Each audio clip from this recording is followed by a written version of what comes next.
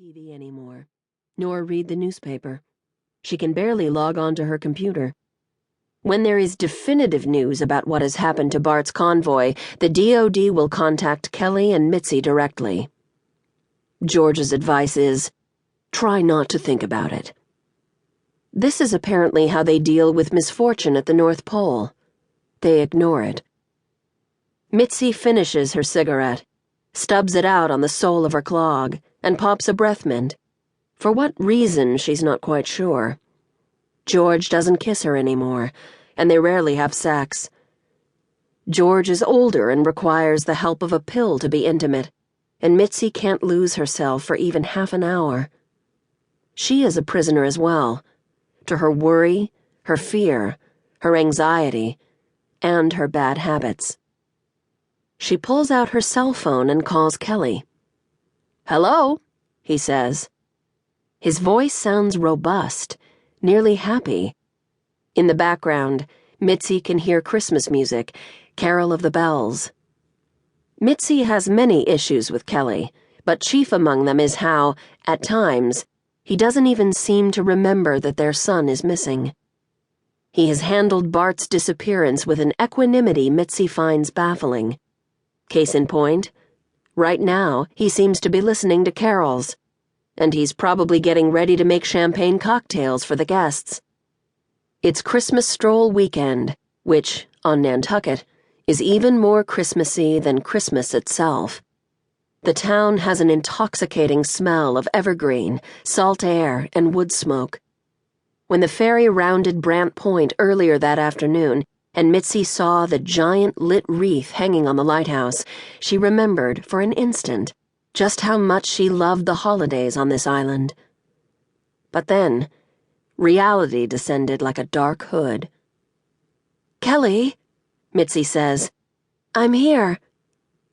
"Here?" Kelley says. "On Nantucket," she says. "For the weekend. We're staying at the castle."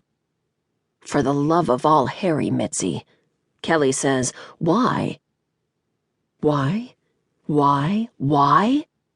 She and Kelley had agreed that it would be best for everyone if Mitzi stayed with George and Lennox through the holidays.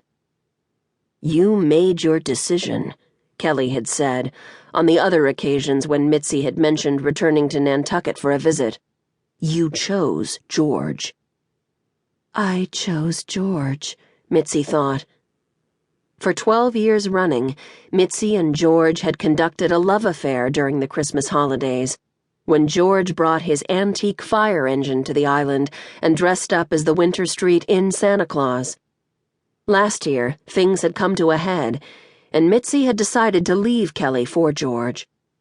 Bart had just deployed, and Mitzi's judgment had been wobbly.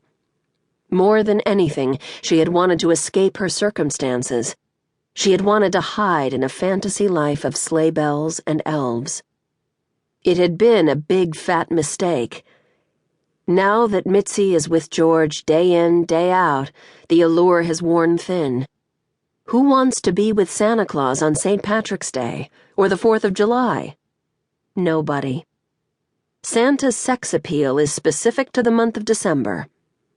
On good days, Mitzi feels a brotherly affection for George. On bad days, she is filled with bitter regret. "I had to come," Mitzi says. "I missed the island so much, and I know Kevin and Isabelle are having the baby baptized on Sunday." "How?" Kelley says. "How did you know that?" Mitzi crunches her breath mint. She doesn't want to give away her source. "Ava certainly didn't tell you," Kelley says. "And it wasn't Kevin or Isabelle. And Patrick is in jail." Another second and he'll figure it out, Mitzi thinks. "Jennifer," Kelley says. "Jennifer told you. I can't believe she still speaks to you. She actually is the nicest person alive, just as we always suspected." "Jennifer and I are simpatico," Mitzi says. "She lost her husband, and I lost my son." "She did not lose her husband," Kelley says. "Patrick is in jail.